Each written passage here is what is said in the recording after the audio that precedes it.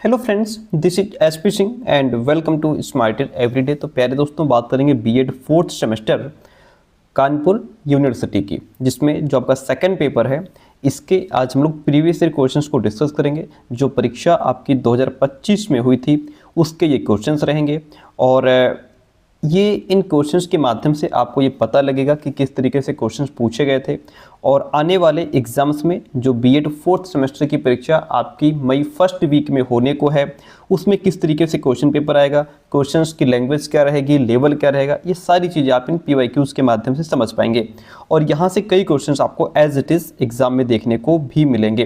तो आइए शुरू करते हैं। आज की ये पहली क्लास है BEd fourth semester second paper की। ओके, चलिएगा। पहला क्वेश्चन आपके सामने, निम्न में से कौन भारत में दूरस्थ शिक्षा के सामने एक प्रमुख मुद्दा है? देखिएगा, दूरस्थ शिक्षा क्या है? जिसमें टीचर कहीं बैठा है, आप कहीं बैठ करके पढ़ रहे हैं अपने मोबाइल के माध्यम से, लैपटॉप के माध्यम से। जैसे अभी भी अगर आप पढ़ रहे हैं, ये भी दूरस्थ शिक्षा का एक माध्यम है कि हम कहीं बैठ के पढ़ा रहे हैं, आप कहीं बैठ करके पढ़ रहे हैं। ठीक है, ये डिस्टेंस एजुकेशन कहलाती है और इसका सबसे बड़ा मुद्दा यही है कि सभी छात्रों के पास जो है कि अच्छा इंटरनेट नहीं होता है और जो चीज़ें उनको पढ़ने के लिए चाहिए वो उपलब्ध नहीं होती हैं। तो दूरस्थ शिक्षा के सामने एक जो प्रमुख मुद्दा है वो ये है कि टेक्नोलॉजी की समस्या है, प्रौद्योगिकी, यानी कि अच्छा इंटरनेट बच्चों तक नहीं पहुंच पा रहा है। ठीक है, इंटरनेट कनेक्टिविटी तक सीमित पहुंच है। भाई गांव-गांव में इंटरनेट नहीं है, आज भी कुछ ऐसी जगह हैं जहां पे इंटरनेट है ही नहीं। ठीक है, तो ये दूरस्थ शिक्षा का सबसे बड़ा मुद्दा है। ठीक है, और इससे क्या है, जो ऑनलाइन कक्षाएं हैं बच्चे उसको अटेंड कर नहीं पाते हैं। यही आपका ऑप्शन जो है बेस्ट हो जाएगा। बाकी ऑप्शन अगर क्यों गलत है, देखिएगा, कक्षाओं में उच्च छात्र शिक्षक अनुपात, ये समस्या तो सामान्य स्कूल्स में देखी जाती है ना। यहाँ पे दूरस्थ शिक्षा की ये समस्या है ही नहीं कि भाई आप यहाँ क्लास में थोड़ा बैठ के पढ़ते हैं डिस्टेंस एजुकेशन में। ऑनलाइन शिक्षण प्लेटफॉर्म की कमी आजकल नहीं है। देखिए, भारत में भी सरकार की तरफ से जैसे स्वयं हो गया, SWAYAM स्वयं हो गया, दीक्षा हो गया, ऐसे कई प्लेटफॉर्म उपलब्ध हैं। तो प्लेटफॉर्म की कोई कमी नहीं है। शहरी विश्वविद्यालयों में भीड़ भाड़, तो इसका संबंध तो विश्वविद्यालय से है, दूरस्थ शिक्षा से इसका कोई संबंध नहीं। दूरस्थ शिक्षा में, डिस्टेंस एजुकेशन में भीड़ भाड़ है ही नहीं। तो कुल मिलाकर के दूरस्थ शिक्षा के लिए सबसे बड़ी समस्या इंटरनेट कनेक्टिविटी की है। दूसरी बात, लोगों तक वो चीजें उपलब्ध नहीं है, जैसे मोबाइल नहीं है, लैपटॉप नहीं है, तो बच्चा पढ़े कैसे? Option C is the right one in this question. अगला क्वेश्चन कहता है कि कौन सा संगठन भारत में दूरस्थ और खुली शिक्षा को नियंत्रित करता है? कौन है वो? तो देखिए, यूजीसी, डीईबी है, एआईसीटीई है, सीबीएसई है या फिर एनसीटीई है। तो आपको बता दें कि भारत में दूरस्थ और मुक्त शिक्षा, खुली शिक्षा, जिसको डिस्टेंस एंड ओपन लर्निंग कहा जाता है, इसको कंट्रोल करने की मुख्य जिम्मेदारी किसकी होती है? यूनिवर्सिटी ग्रांट्स कमीशन यानी कि यूजीसी की होती है। और इसके अंतर्गत आने वाले जो डिस्टेंस एजुकेशन ब्यूरो हैं, डिस्टेंस एजुकेशन ब्यूरो मतलब डीईबी, इनकी जिम्मेदारी है। ठीक है, आई बात समझ में? मतलब भारत में दूरस्थ और जो मुक्त शिक्षा है, डिस्टेंस एंड ओपन लर्निंग को कंट्रोल करने की मुख्य जिम्मेदारी यूजीसी के अंतर्गत आने वाले डीईबी की है। इसीलिए दोनों साथ में लिखे हुए हैं। आई बात समझ में? अब जैसे इनका क्या काम है, यूजीसी, डीईबी, इनका काम, ये जो ब्यूरो है ये तय करता है कि दूरस्थ शिक्षा जो प्रदान करने वाले जो भी यूनिवर्सिटीज़ हैं, जो भी इंस्टीट्यूशंस हैं, वो निर्धारित मानकों का पालन कर रहे हैं कि नहीं कर रहे हैं। भाई जो मानक चाहिए उनका पालन हो पा रहा है या नहीं हो पा रहा है, ये संस्थानों को दूरस्थ पाठ्यक्रम चलाने की अनुमति देते हैं, मान्यता प्रदान करते हैं। ठीक है, तो यही इसमें इसको नियंत्रित करते हैं। इतनी बात क्लियर है? ऑप्शन जो ए है वो आपका राइट हो जाएगा। एक्सप्लेन इसलिए करके पढ़ रहे हैं क्योंकि क्वेश्चन अगली बार आपसे यही पूछेगा, लेकिन इसमें पॉइंट चेंज कर देगा। जब पॉइंट चेंज कर देगा तो फिर आप गलती कर देंगे, इसीलिए थोड़ा एक्सप्लेन करके पढ़ना बहुत जरूरी है। अगला क्वेश्चन आपसे कहता है, डाइट्स की स्थापना मुख्यतः निम्न के लिए की गई थी। डाइट्स, देखिए, ये जो डाइट्स हो गया, एनसीईआरटी हो गया, एनसीटीई हो गया, एआईसीटीई हो गया, ठीक है, न्यूपा हो गया, एनआईईपीए हो गया, इन सब की फुल फॉर्म जरूर रट लीजिएगा। हम भी करवा देंगे आपको एक क्लास में छोटी वीडियो बना करके, सारी जो इंपॉर्टेंट हैं इनकी फुल फॉर्म आप जरूर याद कर लीजिएगा। डाइट्स की फुल फॉर्म क्या होती है? डाइट्स की फुल फॉर्म होती है district institute of education and training. Okay, चलिए, इसकी स्थापना किसके लिए की गई थी? विश्वविद्यालय शिक्षा के लिए, डॉक्टरेट स्तर का अनुसंधान करने के लिए, जिला स्तरीय शिक्षक प्रशिक्षण और शिक्षा सुधार के लिए, फिर राष्ट्रीय शिक्षा सुधार के लिए। इसकी स्थापना मुख्य रूप से जिले स्तर पर शिक्षकों के प्रशिक्षण, शैक्षिक अनुसंधान और जो प्राथमिक माध्यमिक शिक्षा है उसमें सुधार के लिए की गई थी। इसका मुख्य काम होता है प्राथमिक और उच्च प्राथमिक टीचर्स को ट्रेनिंग देना, ठीक है, और जो भी टीचिंग मेथड्स हैं उनमें इंप्रूवमेंट किया जाए, जिले में एजुकेशन क्वालिटी दी जाए, ठीक है, क्वालिटी एजुकेशन दी जाए, यानी कि एजुकेशन की क्वालिटी बढ़ाई जाए, शिक्षा सुधार हो, यही डाइट्स का काम है। Option C is the right one in this question. बहुत बढ़िया। अगला क्वेश्चन कहता है कि निम्न में से कौन सा भारत में मुक्त एवं दूरस्थ शिक्षा में एक समवर्ती मुद्दा है? बात किसकी हो रही है? ओडीएल की बात हो रही है। ओडीएल का नाम पता है आपको? पूरा नाम क्या है? ओडीएल का पूरा नाम है open and distance learning. Okay, अब देखिएगा कौन है इसमें, कौन सा भारत में मुक्त एवं दूरस्थ शिक्षा में एक समवर्ती मुद्दा है भाई? तो वो है हमारा शिक्षार्थियों की कम सहभागिता और उच्च ड्रॉप आउट दर। समझिए इसको भाई, भारत में मुक्त एवं दूरस्थ शिक्षा की एक बड़ी समस्या यही है कि इसमें विद्यार्थियों की सहभागिता नहीं होती, बच्चा इसमें एक्टिव होकर के पार्टिसिपेट नहीं करता, सक्रिय भागीदारी कम होती है, और ड्रॉप आउट, यानी कि ड्रॉप आउट मतलब क्या होता है? जब बालक बीच में ही पढ़ाई छोड़ देता है उसे कहते हैं ड्रॉप आउट, ठीक है। तो ड्रॉप आउट की दर यहाँ पे ज़्यादा होती है, बच्चे ज़्यादा मात्रा में पढ़ाई छोड़ देते हैं क्योंकि इसमें रेगुलर क्लासेस नहीं होती, टीचर से सीधा संपर्क होता नहीं है, ठीक है, और डिसिप्लिन इसमें बहुत कम होता है, इसलिए कई छात्र अपनी जो पढ़ाई है उसको जारी नहीं रख पाते हैं, ठीक है। भाई क्लास में हो तो रोज अटेंडेंस लग रही है, वो क्यों नहीं आया, तुम कल क्यों नहीं आए थे, सीधा घर से संपर्क हो जाता है, पेरेंट्स से बात हो जाती है कि आपका बच्चा क्यों नहीं आ रहा है। लेकिन यहाँ पे जो दूरस्थ शिक्षा है, भाई हमें क्या पता आप क्लास ले रहे हैं कि नहीं ले रहे हैं, क्यों नहीं ले रहे हैं, क्या समस्या है, हमें तो नहीं पता ना। इसलिए आपने कल किसी और का वीडियो देखा, आज हमारा देखा, परसों किसी और का देख रहे हो, तो ये भी हो जाता है। तो कुल मिलाकर के इसमें ना तो अनुशासन है, ना टीचर से सीधा संपर्क हो पाता है, रेगुलर क्लासेस होती नहीं है, ये सारी समस्याएं होती है जिस वजह से ड्रॉप आउट दर हो जाती है, बढ़ जाती है, ठीक है, क्योंकि इसमें बालक कम सहभागी होता है। Okay, option first is the right one in this question. बहुत बढ़िया। अगला प्रश्न आपसे कहता है कि भारत में खुली शिक्षा को बढ़ावा देने वाली एक महत्वपूर्ण सरकारी पहल क्या है? देखिएगा, PMKVY है, स्वयं है, NPTEL है, RUSA है। तो खुली शिक्षा को बढ़ावा देने के लिए एक इम्पॉर्टेंट सरकारी पहल, यानी कि जिसको सरकार ने बढ़ावा दिया है, वो है हमारा स्वयं। क्या हो जाएगा? स्वयं। अच्छा, स्वयं का पूरा नाम याद है आपको? नहीं पता है। Study webs of active learning for young aspiring minds. आई बात समझ में? ये है, मैं बाद में इसको करवा दूंगा लिख करके। देखिए, तो भारत सरकार के द्वारा खुली और ऑनलाइन शिक्षा, जो ओपन एंड ऑनलाइन एजुकेशन है, इसको बढ़ावा देने के लिए स्वयं सबसे महत्वपूर्ण पहल मानी जाती है। ये आपका जो है massive open online course platform है, ठीक है, मूक्स प्लेटफॉर्म जिसको कहा जाता है। इसका उद्देश्य क्या है सर? इसका उद्देश्य है कि समाज के सबसे जो वंचित वर्ग हैं, जो समाज से वंचित हो गए, शिक्षा जहां तक पहुंच नहीं पाई, समाज की मुख्य धारा से वंचित हो गए, तो ऐसे सबसे वंचित वर्गों सहित सभी तक सर्वोत्तम गुणवत्ता वाली टीचिंग मटेरियल पहुंचना चाहिए। बढ़िया से बढ़िया टीचिंग मटेरियल पहुंचना चाहिए। इसमें कक्षा 9 से लेकर के पोस्ट ग्रेजुएशन तक के पाठ्यक्रम इसमें उपलब्ध करवाए जाते हैं। ओके, इतनी बात क्लियर है। अच्छा, PMKVY की बात करें तो ये तो प्रधानमंत्री कौशल विकास योजना है, जो मुख्य रूप से स्किल ट्रेनिंग पर केंद्रित होती है, ना कि सामान्य खुली शिक्षा से इसका कोई लेना देना है।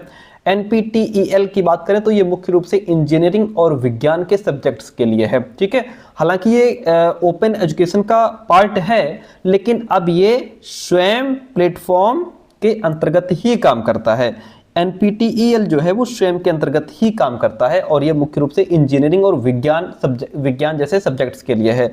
RUSA की बात करें तो राष्ट्रीय उच्चतर शिक्षा अभियान है ये, ठीक है, एक केंद्रीय योजना है जो राज्य के जो जो हायर एजुकेशन इंस्टीट्यूशंस हैं, विश्वविद्यालय हैं, उनको फंडिंग देने का काम करता है ये। ठीक है, तो अकॉर्डिंग टू द क्वेश्चन हम जाएंगे ऑप्शन नंबर बी के साथ में। इतनी बात क्लियर है, बहुत बढ़िया। आगे बढ़ जाते हैं। क्वेश्चन कहता है भारत में तकनीकी और व्यावसायिक शिक्षा के सामने प्रमुख चुनौती क्या है। तकनीकी और व्यावसायिक शिक्षा जो है उसके सामने समस्या क्या आ रही है।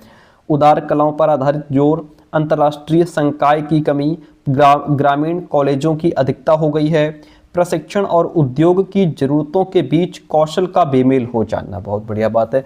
देखिए, भारत में तकनीकी मतलब टेक्निकल और व्यावसायिक शिक्षा जो वोकेशनल एजुकेशन है, इसके सामने सबसे गंभीर चुनौती है प्रशिक्षण और उद्योग की जरूरतों के बीच कौशल का बेमेल हो जाना। भाई देखो, समस्या क्या आ रही है हमारे देश में कि आजकल प्रशिक्षण और उद्योग की ज़रूरतों के बीच, यानी कि उद्योग धंधों के लिए जिस तरीके के कौशल की ज़रूरत है बालक को, वो कौशल उसको नहीं प्रदान किया जा रहा है, वो स्किल्स उसको नहीं दी जा रही हैं, उसको वोकेशनल एजुकेशन पर जोर नहीं दिया जा रहा है। क्या हो रहा है, सीधा वही पुराना घिसा पिटा पाठ्यक्रम चल रहा है और मेन फोकस होता है कि बस जल्दी जल्दी सिलेबस पूरा करो, बच्चे को रटवा दो, बच्चा आंसर लिख दे, बढ़िया नंबर ले आए, बात खत्म।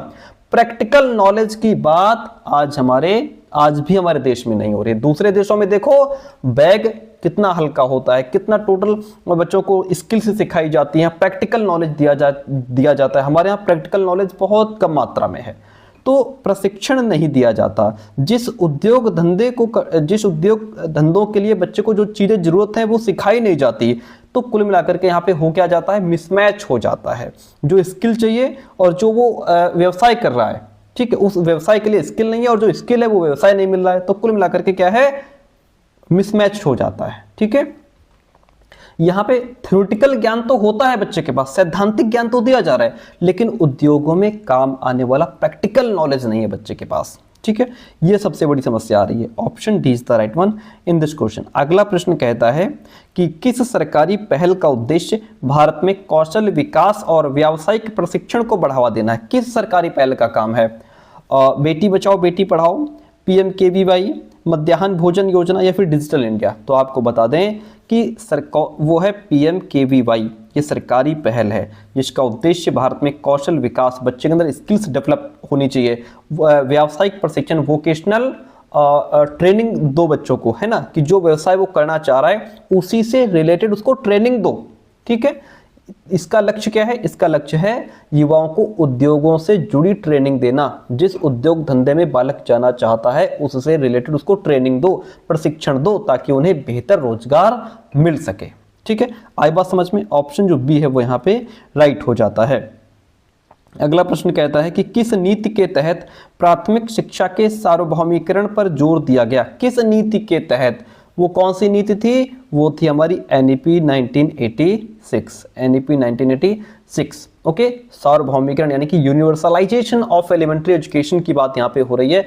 इस पर सबसे अधिक और व्यवस्थित तरीके से जो जोर है वो 1986 की राष्ट्रीय शिक्षा नीति में दिया गया था। अब यहाँ पे जैसे प्राथमिक शिक्षा के सार्वभौमिकरण, इसका मतलब क्या होता है सर, इसका मतलब होता है कि हर बच्चे को प्राथमिक शिक्षा उपलब्ध हो और सभी बच्चे स्कूल में पढ़ सकें।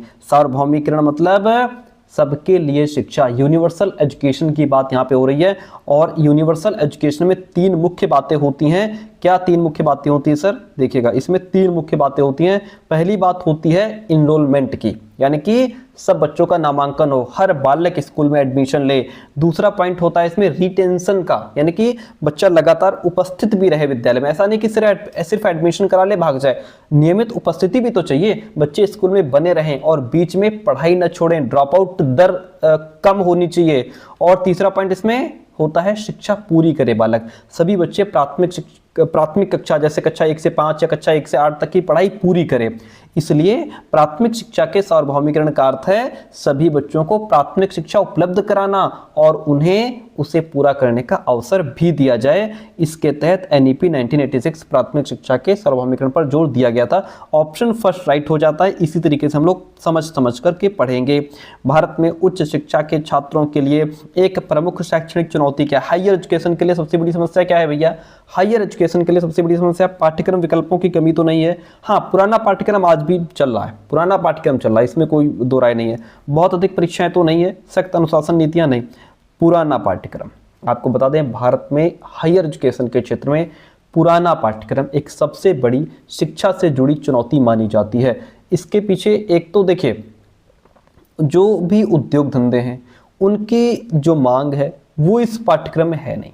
भाई आज जो वर्तमान में हमारा जो पाठ्यक्रम है वो आज आधुनिक उद्योगों की बदलती ज़रूरत और जो ये जो टेक्निकल डेवलपमेंट हो रहा है, जैसे एआई आ गया है ना, आर्टिफिशियल इंटेलिजेंस आ गया, डेटा साइंस आ गया, कंप्यूटर एप्लीकेशंस हैं, इनका तो नॉलेज ही नहीं है। आज भी वही किताबें पढ़ाई जा रही हैं, एआई की अभी तक कोई बात नहीं हुई, जबकि कब से चल रहा है एआई, है ना। इसको जो है सब्जेक्ट्स में शामिल नहीं किया गया, जबकि सारा काम आज आने वाले समय में एआई पर हो जाएगा। ठीक है, वो चीज़ नहीं है, वो नॉलेज बच्चे को नहीं दिया जा रहा है, तो इन सब के साथ तालमेल नहीं बैठ पा रहा है भैया। उस सिलेबस प्लस आज की ज़रूरत, यानी कि सिलेबस प्लस आज की ज़रूरत के हिसाब से चीज़ें मैच नहीं हो पा रही हैं। वही पुराना तरीका है, बस बच्चे को रटवा दो, सिलेबस पूरा करवा दो, बच्चा एग्जाम दे दे, बात खत्म। यानी कि व्यवहारिक ज्ञान, प्रैक्टिकल नॉलेज के बजाय थ्योरेटिकल नॉलेज पर आज भी जोर है, रटने वाली शिक्षा पर अधिक ध्यान दिया जाता है। जब छात्र पुराना ज्ञान लेकर के ग्रेजुएट होते हैं तो उन्हें नौकरी पाने में कठिनाई होती है, क्योंकि उनके पास उस वहाँ तक के लिए, वहाँ जाने के लिए, उस ऑफिस में नौकरी करने के लिए जो स्किल चाहिए वो उसके पास नहीं होती है। तो पुराना पाठ्यक्रम सबसे बड़ी समस्या बना हुआ है। एनईपी 1992 ने शिक्षा को एक उपकरण के रूप में महत्व दिया। किसके रूप में? केवल औद्योगिक विकास, व्यक्तिगत मनोरंजन, सामाजिक और राष्ट्रीय एकीकरण या फिर धार्मिक प्रचार की बात की? तो देखिए, राष्ट्रीय शिक्षा नीति एनईपी 1992 ने शिक्षा को समाज में क्या किया? समाज में समानता, एकता, राष्ट्रीय एकीकरण बढ़ाने के एक महत्वपूर्ण साधन यानी कि एक उपकरण के रूप में देखा था। इसका उद्देश्य था कि शिक्षा के माध्यम से समाज में समानता आए, सामाजिक सद्भाव बढ़े और देश में नेशनल इंटीग्रेशन भी मजबूत हो। इसलिए ऑप्शन जो सी है वो यहाँ पे राइट हो जाएगा। अगला प्रश्न आपसे कहता है भारतीय शिक्षा में एनसीटीई की मुख्य भूमिका क्या है? देखिए, एनसीटी की मुख्य भूमिका क्या है? एनसीटी का पूरा नाम पता है आपको? याद कर लीजिए, national council for teacher education, यानी कि राष्ट्रीय शिक्षक शिक्षा परिषद। अगर ये पूछ ले कि एनसीटी की स्थापना कब हुई थी, तो एनसीटी की स्थापना हुई थी 1995 में। कब हुई थी? 1995 में। ओके, इतनी बात क्लियर है। तो भारतीय शिक्षा में एनसीटीई की मुख्य भूमिका क्या है? स्कूल परीक्षा आयोजित करना, शिक्षक शिक्षा को विनियमित करना और शिक्षक प्रशिक्षण के लिए मानक निर्धारित करना, स्कूल की पाठ्यपुस्तकों का डिजाइन करना, विश्वविद्यालय प्रवेश का प्रबंधन। क्या होगा राइट आंसर?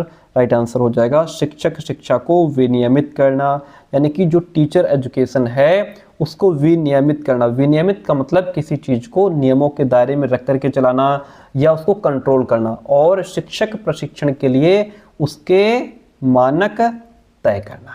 ये संस्था तय करती है कि जो टीचर ट्रेनिंग संस्थान हैं उनके मानक क्या होंगे, बीएड डीएलएड जैसे कोर्स कैसे चलेंगे, और शिक्षक प्रशिक्षण संस्थानों को मान्यता यानी कि रिकॉग्निशन दी जाए या नहीं दी जाए, ये इसका काम है। ठीक है, option B is the right one in this question.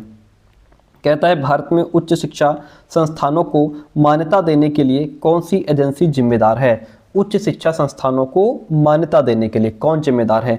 NCTE, NCERT, SCERT, NAAC? तो वो है नैक प्यारे दोस्तों। क्या है? नैक, जिसका नाम है national assessment and accreditation council, यानी कि राष्ट्रीय मूल्यांकन और प्रत्यायन परिषद। और भारत में उच्च शिक्षा संस्थान जैसे आपके कॉलेज हो गए, यूनिवर्सिटीज हो गई, इनकी गुणवत्ता की जांच करने और उन्हें मान्यता यानी कि एक्रीडिटेशन देने के लिए मुख्य रूप से नैक जिम्मेदार है। ठीक है, इसलिए ऑप्शन डी यहाँ पे राइट हो जाएगा। 13 न्यूपा, जिसे अब NIEPA के नाम से जाना जाता है, मुख्य रूप से निम्नलिखित पर ध्यान केंद्रित करता है। किस पर ध्यान केंद्रित करता है ये? पाठ्यक्रम विकास पर, परीक्षा बोर्ड प्रबंधन पर, शैक्षिक योजना प्रशासन पर, या फिर शिक्षक भर्ती पर। किस पर जोर देता है? तो आपको बता दें कि ये संस्थान मुख्य रूप से भारत और दक्षिण एशिया में शिक्षा की योजना यानी कि प्लानिंग बनाने और उसका मैनेजमेंट यानी कि उसका प्रशासन, प्रबंधन, मैनेजमेंट और एडमिनिस्ट्रेशन के क्षेत्र में शिक्षण और जो रिसर्च करने का भी काम करता है। तो कुल मिलाकर के आपका ये क्या करता है? शैक्षिक योजना और प्रशासन पर ध्यान केंद्रित करता है। Option C is the right one in this question. खुली शिक्षा का एक प्रमुख लाभ ये है, जो ओपन एजुकेशन है, ओपन लर्निंग है, इसका मुख्य लाभ क्या है? इसका मुख्य लाभ ये है, देखिए, केवल शहरी छात्रों के लिए उपलब्ध है। यह सीखने में लचीलेपन को सीमित करती है। यह शिक्षण संसाधनों तक मुफ्त और लचीली पहुंच प्रदान करती है। इसके लिए पूर्णकालिक कक्षा उपस्थिति की आवश्यकता होती है। तो कुल मिलाकर के इसका मुख्य लाभ ये है कि इसमें पढ़ाई के लिए आपको समय की ज़रूरत नहीं होती कि हम किस समय, कोई एक फिक्स टाइम नहीं होता, फिक्स समय स्थान नहीं होता, और जो संसाधन हैं उनमें भी फ्लेक्सिबिलिटी होती है। ठीक है, तो बालक यहाँ पे अपनी सुविधा के अनुसार पढ़ सकता है। कई बार जो लर्निंग मटेरियल है वो भी फ्री में या आसानी से उपलब्ध हो जाता है। तो इसका प्रमुख लाभ क्या है? फ्लेक्सिबिलिटी। कुल मिलाकर के यह शिक्षण संसाधनों तक मुफ्त और लचीली पहुंच प्रदान करता है। कौन? ओपन एजुकेशन या फिर open learning. Option C right हो जाता है। उच्च शिक्षा में भाषा संबंधी बाधा मुख्यतः निम्न को प्रभावित करती है। जो भाषा से रिलेटेड समस्या है मुख्य रूप से निम्न को प्रभावित करती है। किसको प्रभावित करती है ये?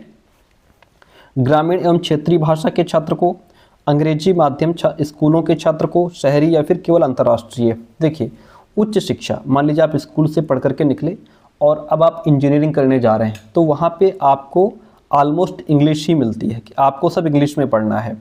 आप उसमें, या जैसे कोई मेडिकल लाइन में आप जा रहे हैं तो वहाँ टोटल इंग्लिश मिलती है आपको। आप कोई वोकेशनल कोर्स कर रहे हैं, अपने व्यवसाय से जुड़ा कोई कोर्स कर रहे हैं, तो वहाँ पे मोस्टली अंग्रेजी भाषा का ही दबदबा रहता है।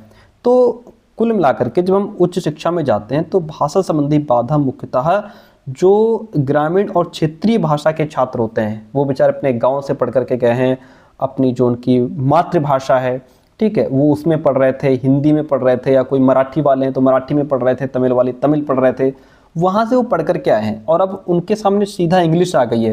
तो क्या होता है, उनको भाषा संबंधी समस्या यहाँ पे होने लगती है। भाई समझने में कठिनाई आती है। स्कूल तक अपनी मातृभाषा में पढ़ने के बाद अचानक कॉलेज में पूरी तरह अंग्रेजी में पढ़ाई होने से जो बालक हैं वो सब्जेक्ट के टॉपिक्स को या कॉन्सेप्ट को समझने में पिछड़ जाते हैं बेचारे। कुल मिलाकर के ऑप्शन जो आपका ए है वह राइट हो जाता है। प्यारे दोस्तों, हम आपको पेड नोट्स भी प्रोवाइड कराते हैं।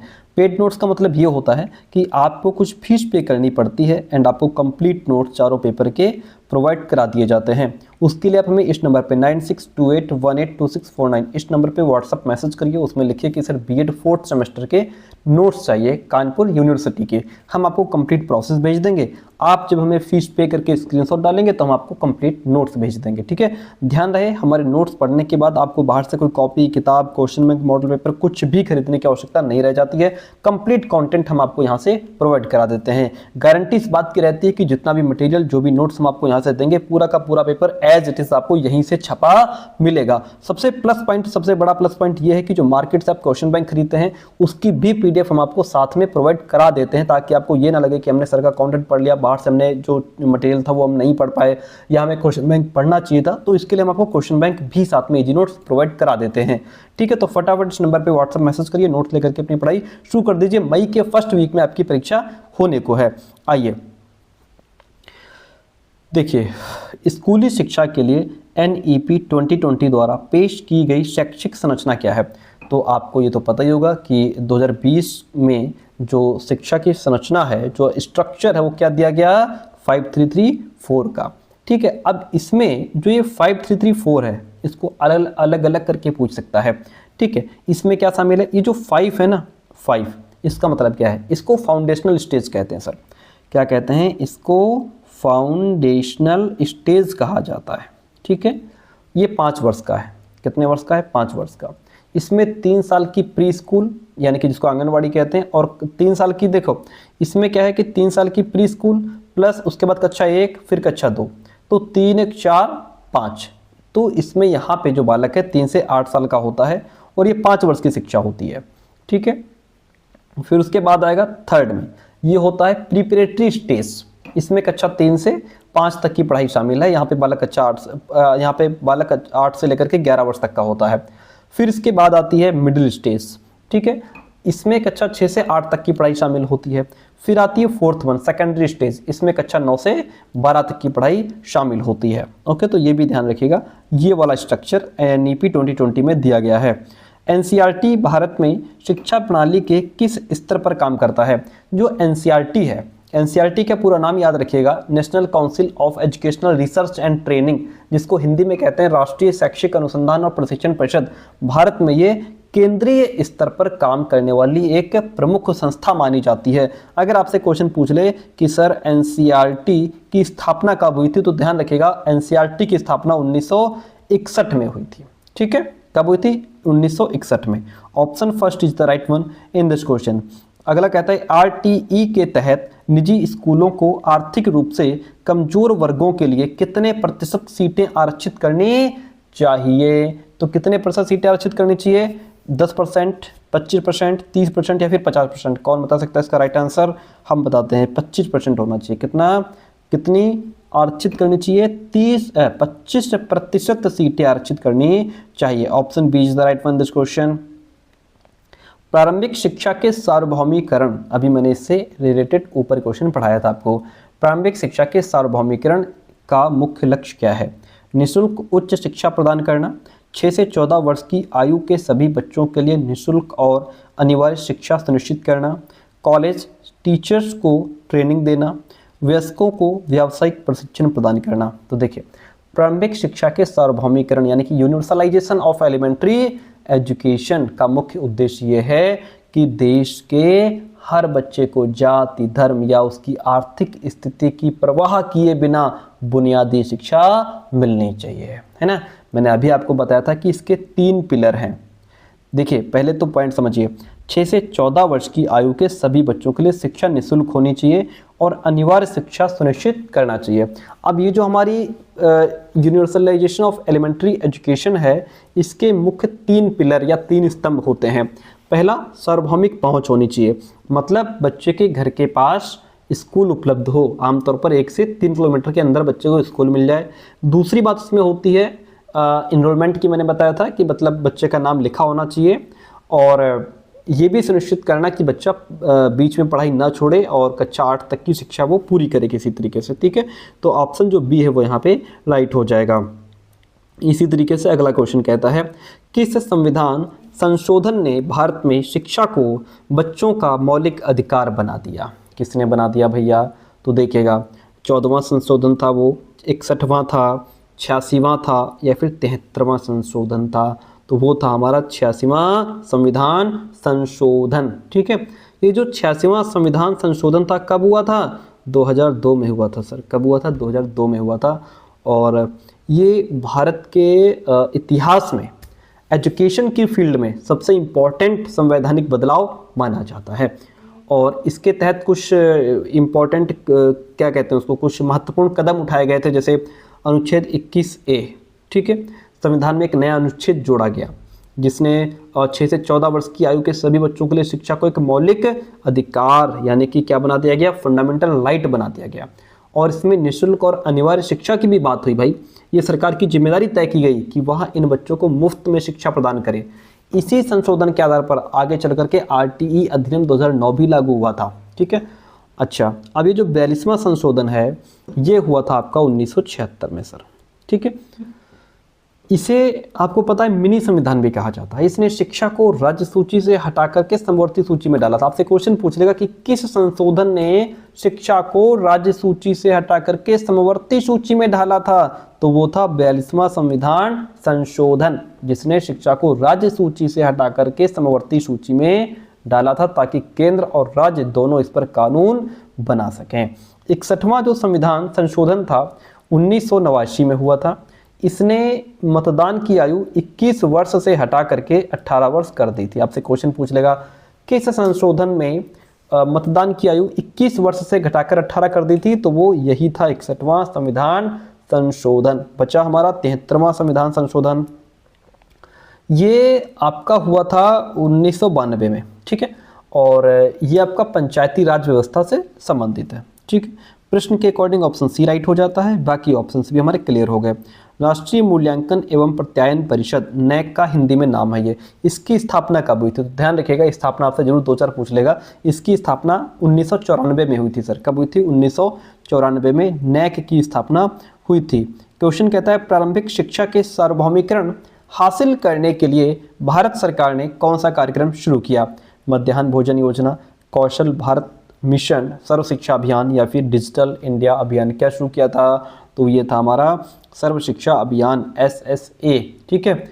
इसे 2001 में शुरू किया गया था, ठीक है। उसमें के जो तत्कालीन प्रधानमंत्री अटल बिहारी वाजपेयी थे, उनके कार्यकाल में इसको लॉन्च किया गया था।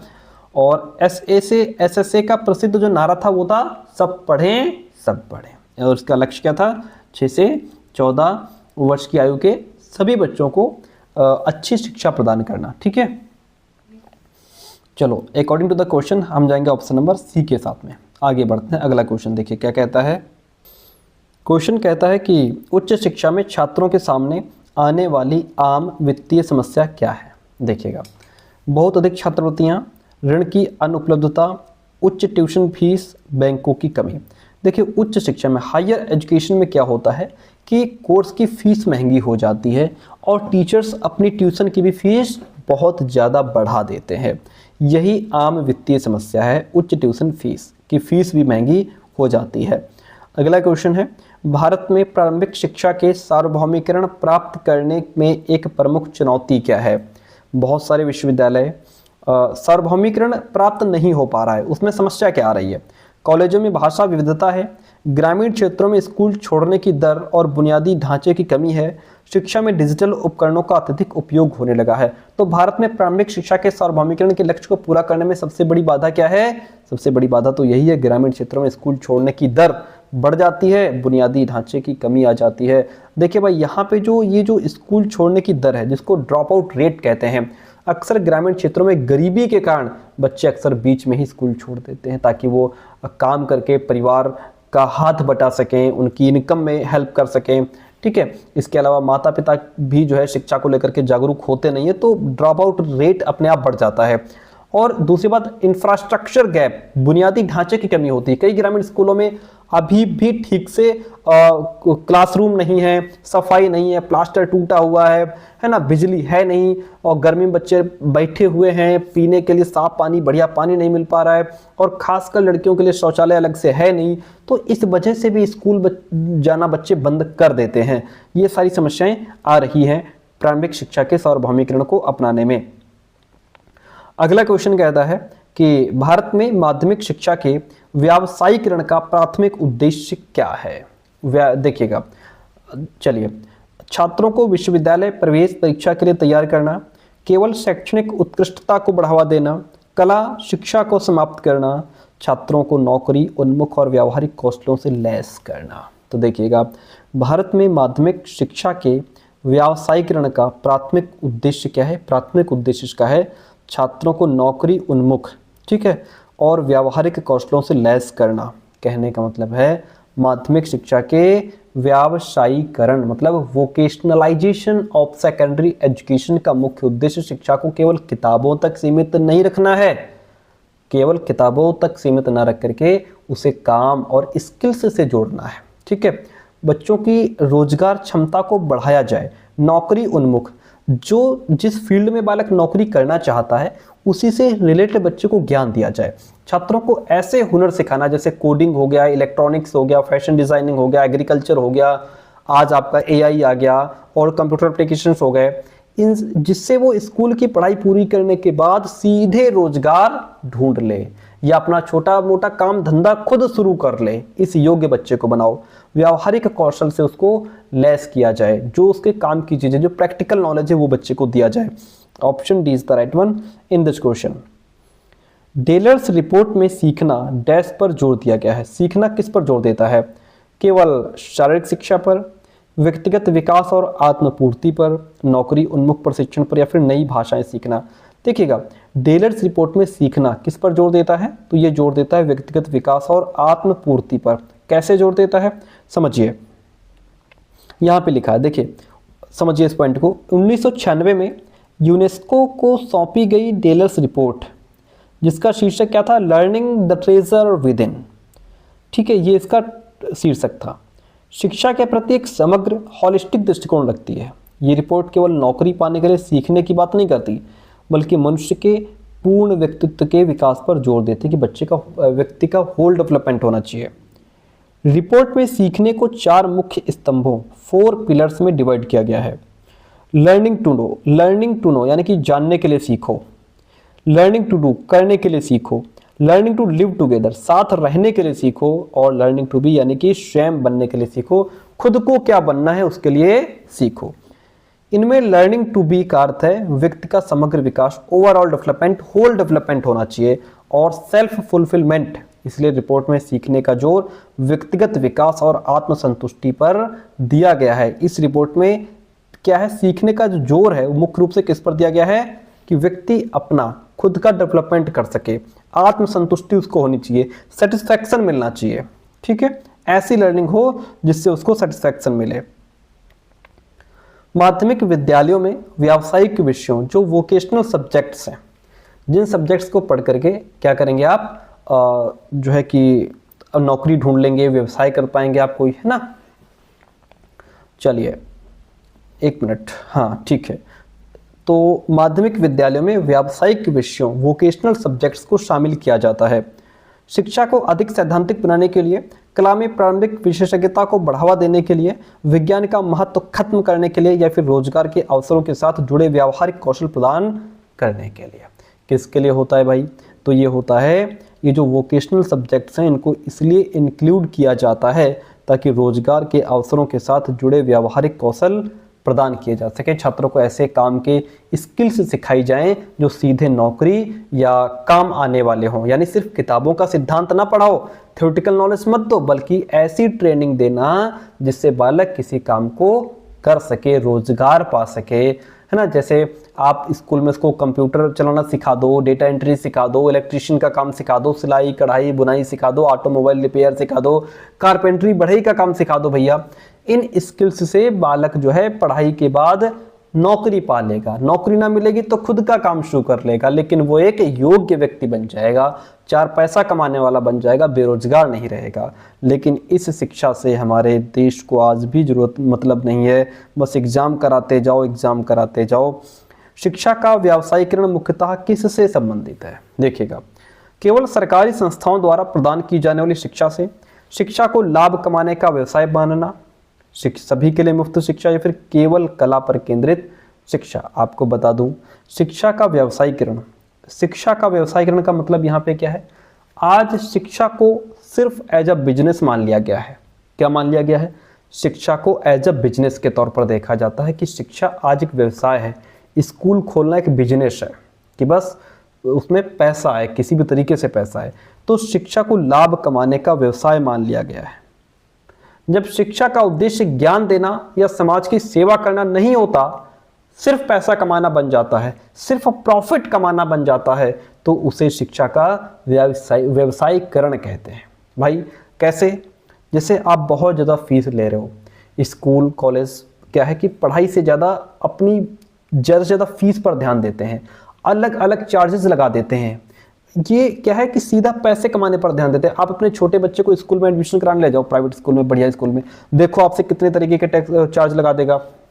कहेगा हमारे स्कूल की किताबें तो बस इसी दुकान से मिलेंगी, हमारे स्कूल की ड्रेस यहीं से मिलेगी, जूते यहीं से मिलेंगे, ये जो इलेक्ट्रिसिटी का बिल, इलेक्ट्रिसिटी का चार्ज आपको अलग से देना पड़ेगा, बच्चे को कंप्यूटर सिखाएंगे उसका चार्ज अलग से देना पड़ेगा, डायरी होगी उसका चार्ज अलग से देना पड़ेगा, दुनिया भर की चार्ज लगा देगा उस पर, है ना। एनुअल फंक्शन होगा उसका अलग से चार्ज देना पड़ेगा। तो कुल मिलाकर के टोटल फोकस होता है पैसे कमाने पर। ठीक है, यानी कि किताबें हो गई, यूनिफॉर्म हो गया, जो बस हो गई, कोचिंग, इन सबको बहुत महंगा कर दिया जाता है। यानी कि शिक्षा को सेवा नहीं बल्कि प्रोडक्ट की तरह देखते हैं लोग। यानी छात्र को छात्र नहीं ग्राहक मानने लगते हैं। ये लोग क्या करते हैं कि आज ग्राहक आ गया हमारा, ठीक है। इस तरह से मानना, शिक्षा को बेचने वाली चीज बना देना, यही तो शिक्षा का व्यावसायीकरण है। ऑप्शन बी आपका यहाँ पे राइट हो जाएगा। शिक्षा को लाभ कमाने का व्यवसाय मान लिया गया है। चलिए, भारत में शिक्षा के निजीकरण का नकारात्मक प्रभाव क्या है? जब आप प्राइवेटाइजेशन कर देते हैं, निजीकरण कर देते हैं, तो उससे सरकारी नियंत्रण में वृद्धि नहीं होती, वृद्धि घट जाती है। समाज के सभी वर्गों के लिए बेहतर पहुंच नहीं हो पाती। शिक्षा की लागत में वृद्धि के कारण गरीब छात्रों के लिए इसे वहन करना बहुत मुश्किल हो जाता है। सार्वजनिक निवेश में वृद्धि नहीं होती। सीधी सी बात है, जब प्राइवेट स्कूल होते हैं उसमें क्या होता है कि अपनी फीस महंगी कर देते हैं। क्वालिटी, हाँ ये बात है कि आप फैसिलिटीज देते हैं लेकिन फीस भी तो बहुत महंगी कर देते हैं, जिससे गरीब छात्र बेचारा वहां तक नहीं पहुंच पाता है ना। गरीब छात्रों के लिए ऐसी शिक्षा लेना मुश्किल हो जाता है, इन स्कूल्स में एडमिशन लेना मुश्किल हो जाता है। शिक्षा के स्तर में गिरावट का एक प्रमुख परिणाम क्या है कि शिक्षा का लेवल क्यों गिरता जा रहा है? क्यों शिक्षा के लेवल में गिरावट आ गई? उच्च साक्षरता दर की वजह से, निजी क्षेत्र की नौकरी में वृद्धि हो रही, इस वजह से ग्रेजुएशन में बेरोजगारों की वृद्धि दर में वृद्धि हो रही है, यानी कि बेरोजगारी की दर बढ़ रही है, या फिर स्कूल नामांकन में वृद्धि। आपको बता दिया जाए कि स्नातकों में बेरोजगारी की दर में वृद्धि हो रही है। सर कैसे? देखिएगा, मान लीजिए एक छात्र बीए या बीएससी करके जाता है, ठीक है, बीएससी पास कर गया, लेकिन उसकी पढ़ाई अच्छी नहीं हुई।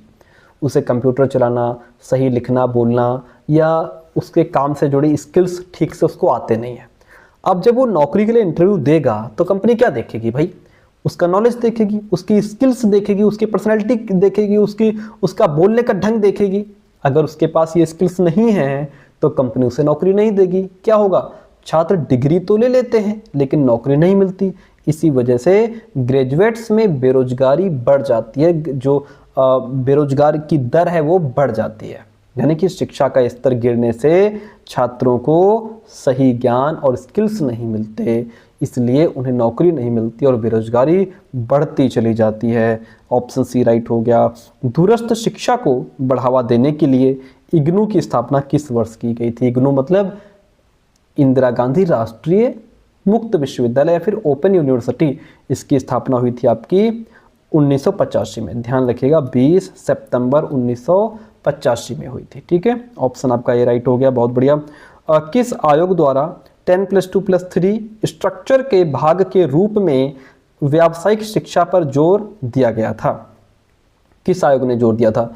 मुदालियर आयोग, कोठारी आयोग, NEP 2020 या फिर जनार्दन रेड्डी समिति?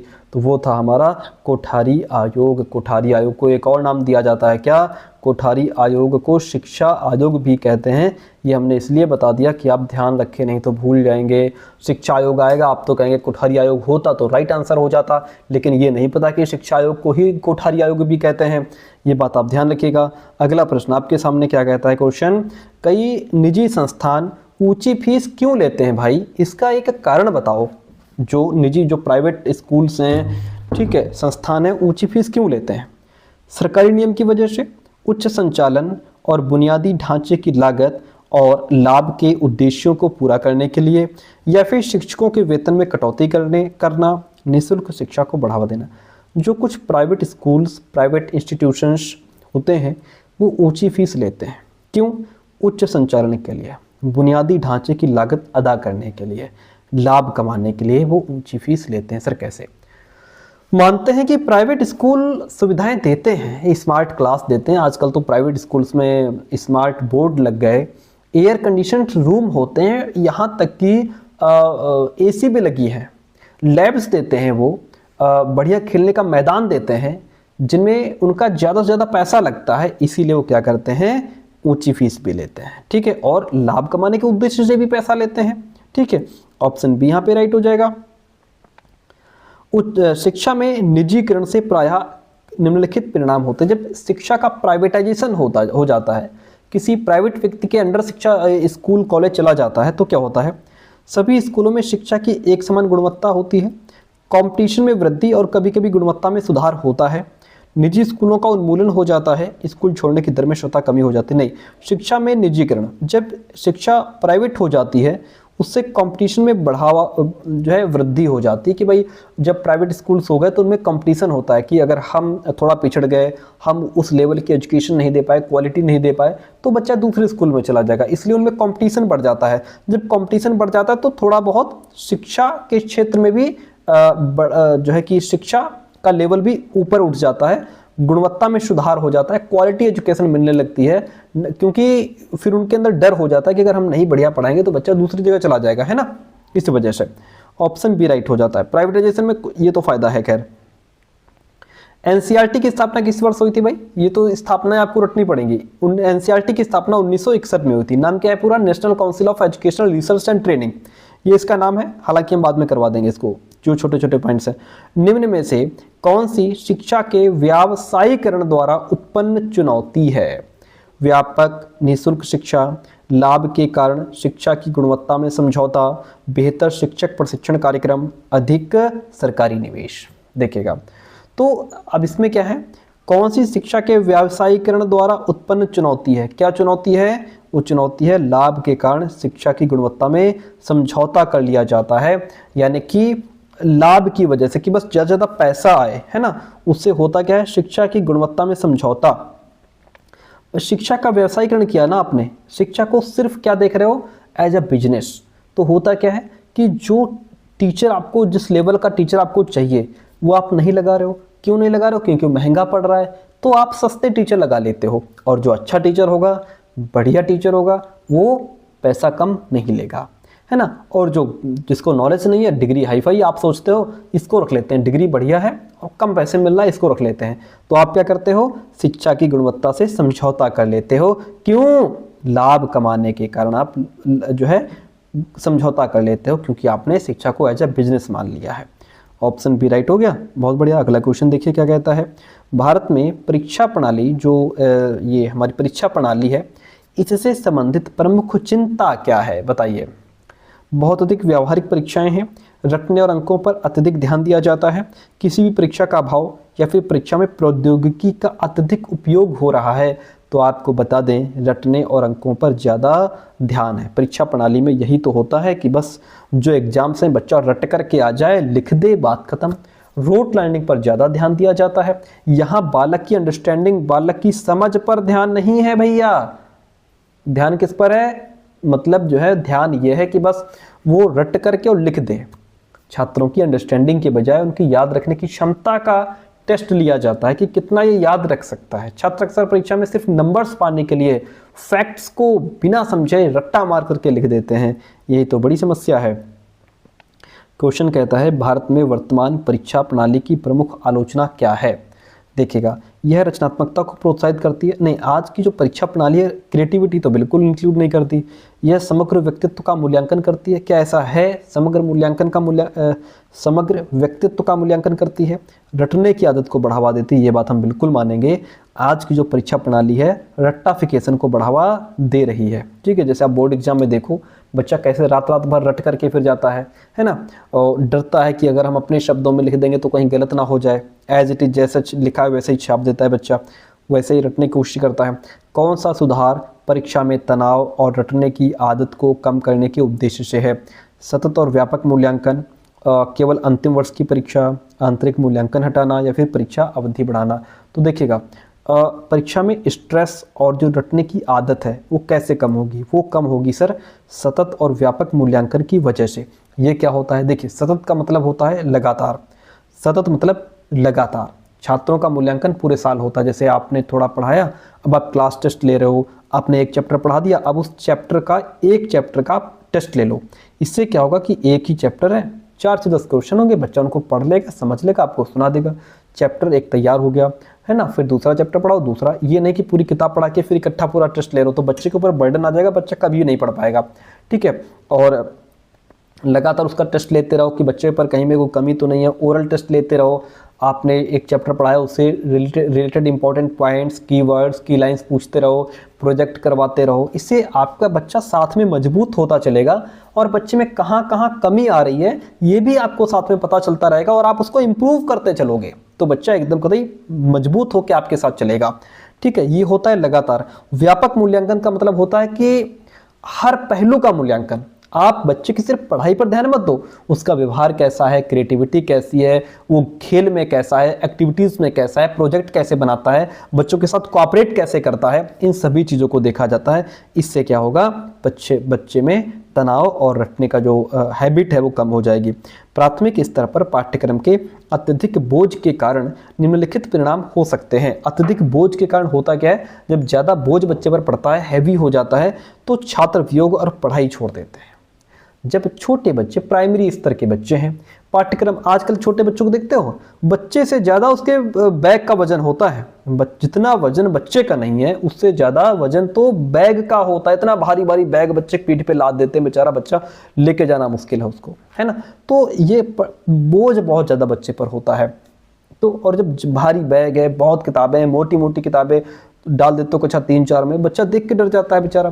पढ़ाई के प्रति उसका इंटरेस्ट जो था वो तो तुमने वहीं मार दिया, है ना। स्ट्रेस और प्रेशर तो उस पर बढ़ेगा ही बढ़ेगा, तो छात्र वियोग कर देता है, पढ़ाई वहीं पे हटाओ छोड़ो, है ना, खत्म।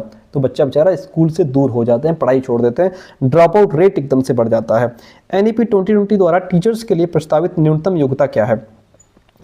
अब न्यूनतम योग्यता क्या होनी चाहिए, न्यूनतम योग्यता ये बताई गई है कि आप टीचर्स के लिए न्यूनतम योग्यता 4 वर्षीय एकीकृत बीएड डिग्री होनी चाहिए। कहने का मतलब इंटीग्रेटेड बीएड डिग्री, जो इंटर के बाद 12th के बाद आप सीधा बीएड डिग्री करेंगे, 4 साल की होगी, जिसमें आपका ग्रेजुएशन प्लस 1 साल का बीएड इंक्लूड होगा। ठीक है, चलिए इतनी बात क्लियर है, बहुत बढ़िया। सी ऑप्शन आपका राइट हो जाता है। अगला प्रश्न लीजिए, कहता है परीक्षाओं की गुणवत्ता सुधारने के लिए कौन सा उपाय सुझाया गया है।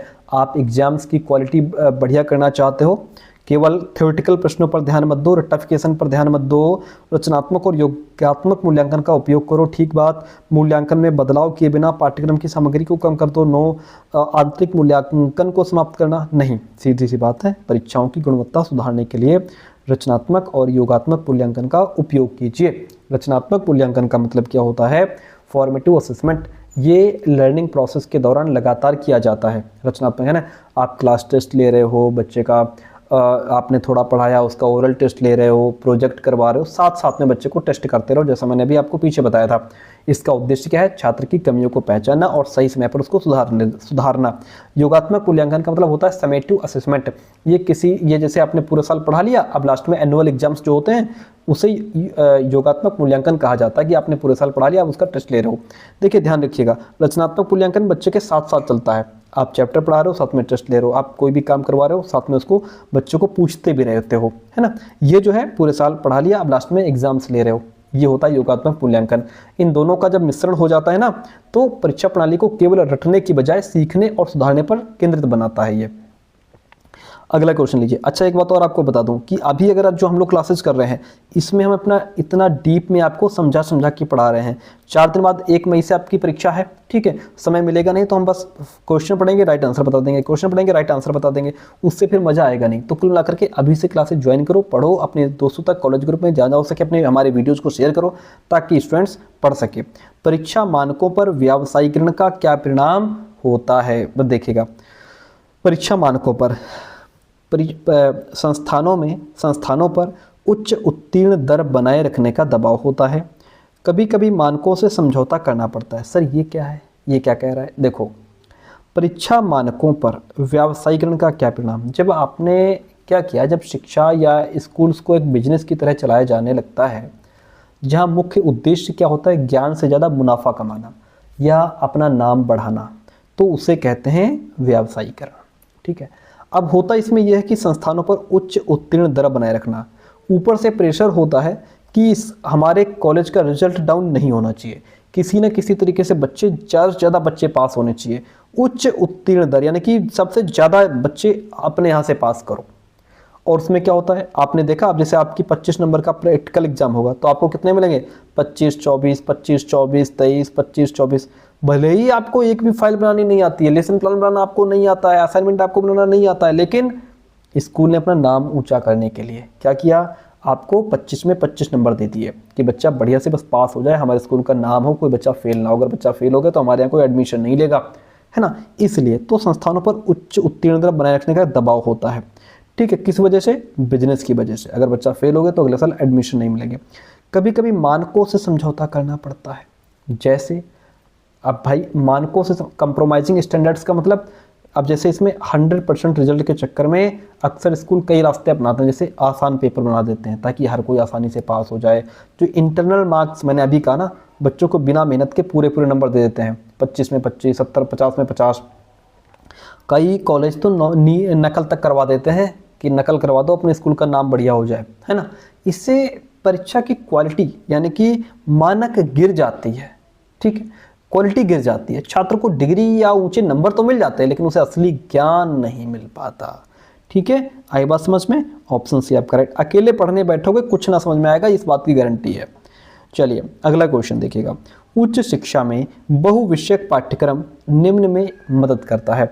बहुविषयक पाठ्यक्रम जिसको हम मल्टी डिसिप्लिनरी कैरिकुलम कहते हैं, इसका मतलब है कि छात्र एक से ज़्यादा सब्जेक्ट्स को चुन करके पढ़ सकते हैं, ठीक है। अब देखिए ये किसमें हेल्प करता है? छात्रों को भ्रमित करने में, नौकरी के अवसर सीमित करने में, समय और लचीली शिक्षा को बढ़ावा देने में, या फिर पाठ्यक्रमों की संख्या कम करना। ये बढ़ावा देता है समय और लचीली शिक्षा को बढ़ावा देने में, ठीक है।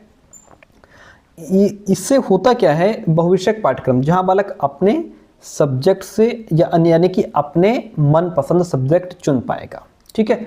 बहुविषयक पाठ्यक्रम, अब इससे उन्हें क्या होगा, अपनी रुचि के अनुसार सब्जेक्ट चुनने की फ्रीडम होगी, पढ़ाई जो है कि उनकी ज़्यादा फ्लेक्सिबल हो जाएगी। ऑप्शन सी राइट हो जाता है। 45 नंबर क्वेश्चन कहता है एनसीईआरटी मुख्य रूप से निम्न के लिए जिम्मेदार है। एनसीईआरटी किसके लिए, सॉरी यहाँ पे एससीईआरटी लिखा है सर, एससीईआरटी की बात हो रही है, जिसका नाम होता है state council of educational research training, ठीक है। तो किसके लिए जिम्मेदार है ये जिम्मेदार है राज्य स्तरीय पाठ्यक्रम और पाठ्यपुस्तकों का विकास करने के लिए, ठीक है। राज्य स्तर पर पाठ्यक्रम तैयार करना इसका काम होता है, और जो भी बुक्स हैं उनको डेवलप करना, टीचर्स के लिए जो ट्रेनिंग होती है उसमें ये हेल्प करता है। यानी एससीईआरटी राज्य की शिक्षा व्यवस्था के लिए पाठ्यक्रम और किताबें तैयार करने में मेन रोल अदा करता है।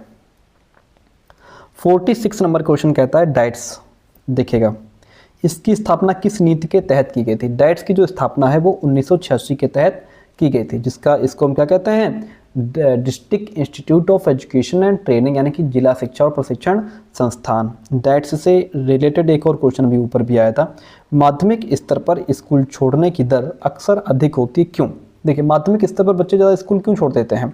कठोर परीक्षा प्रणाली और जो शैक्षिक दबाव की वजह से स्कूल छोड़ देते हैं। बेचारे बच्चे प्रेशर में आकर के स्कूल छोड़ देते हैं, जैसे हाई स्कूल इंटर में बोर्ड की परीक्षा का प्रेशर आ जाता है तो इसको कई सारे बच्चे छोड़ देते हैं।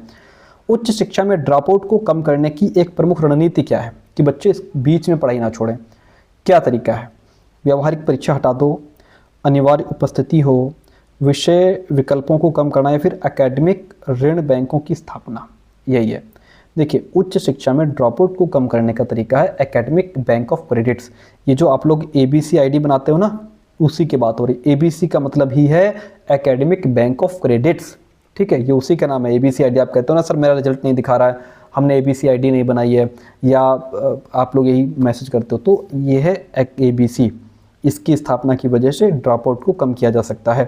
कैसे होगा? अब देखिए आपको पता है कि जैसे डिजिलॉकर है, ठीक है, तो जैसे हम जहाँ से आप रिजल्ट देख पाते हो, जैसे हम बैंक में पैसे जमा करते हैं वैसे ही एकेडमिक बैंक ऑफ क्रेडिट्स है। ये एक डिजिटल स्टोर हाउस है जहाँ बालक जो भी नंबर्स, जो भी क्रेडिट पॉइंट्स हासिल करता है एग्जाम्स में, वो सब यहाँ स्टोर किए जाते हैं, ठीक है। और अगर कोई छात्र मान लीजिए किसी कारणवश बीच में पढ़ाई छोड़ देता है तो उसके द्वारा जो भी नंबर्स हासिल किए गए, जो भी क्रेडिट था, जो पॉइंट्स थे, वो बेकार नहीं जाते। कुछ समय बाद वो वापस आकर के अपनी पढ़ाई वहीं से शुरू कर देता है जहाँ से उसने छोड़ी थी, ठीक है। तो इसलिए ये ABCID में काम आती है। क्वेश्चन है सेकंड लास्ट क्वेश्चन आज का, NEP 2020 में जोर दिया गया है। NEP 2020 में किस पर जोर दिया गया है? इसमें जोर दिया गया है बहुविषयक और समग्र शिक्षा पर। मल्टी डिसिप्लिनरी की बात इसमें होती है। इसका मतलब यह है कि सब्जेक्ट्स के बीच जो दीवार थी ना, कि आप इंजीनियरिंग कर रहे हो, आप इकोनॉमिक्स नहीं पढ़ सकते, तुम मैथ्स के स्टूडेंट हो, तुम हिस्ट्री नहीं पढ़ सकते, वो जो एक बीच में जो दीवार खड़ी थी वो अब नहीं है। अब कोई भी छात्र फिजिक्स के साथ फैशन डिजाइनिंग, हिस्ट्री के साथ मैथ्स पढ़ सकता है। ये छात्र को अपनी पसंद के अनुसार सीखने की आज़ादी देती है। होलिस्टिक एजुकेशन की बात करती है। इसका उद्देश्य केवल किताबी ज्ञान देना नहीं होता, बल्कि बालक का होल डेवलपमेंट, पर्सनैलिटी डेवलपमेंट का पूरा ध्यान रखा जाता है। इसमें बालक की इंटेलेक्चुअल, उसका फिजिकल, इमोशनल, मोरल, हर तरीके से डेवलपमेंट पर ध्यान दिया जाता है। आज का लास्ट क्वेश्चन है, और आपको बता दूं कि यदि आपने अभी तक हमारे 4th सेमेस्टर के नोट्स नहीं लिए हैं तो देरी ना करें, इस नंबर पे फटाफट व्हाट्सअप मैसेज कीजिएगा और नोट्स की फीस जान करके प्रोसेस फॉलो करके आप नोट्स ले सकते हैं। ठीक है, ध्यान रहे हमारे नोट्स लेने के बाद आपको बाहर से कुछ नहीं पढ़ना है, पूरा का पूरा पेपर यहीं से मिलेगा। और वीडियोस कंटिन्यू देखते रहिए, नहीं तो लास्ट में फिर आप बहुत बच्चे कहते हैं सर हम पढ़ नहीं पाए, नंबर्स बहुत कम रह जाते हैं, कई बार बैक लग जाती है, फिर ये आपकी जिम्मेदारी है। राष्ट्रीय शिक्षा, और हाँ, मई फर्स्ट वीक में एग्जाम आपका होने को है। राष्ट्रीय शिक्षा नीति 2020 का मुख्य फोकस क्या है? राष्ट्रीय शिक्षा नीति 2020 का मुख्य फोकस है शिक्षा और समान अवसर तक सार्वभौमिक पहुंच होनी चाहिए। Option B is the right one in this question. कैसी क्लास कमेंट करके जरूर बताइएगा। नेक्स्ट क्लास में हम लोग क्वेश्चन नंबर 51 से शुरू करेंगे। ये जो क्वेश्चन आज हम पढ़ रहे थे 2025 का जो क्वेश्चन पेपर है उसी को हम लोग डिस्कस कर रहे थे। ठीक है, थैंक यू सो मच।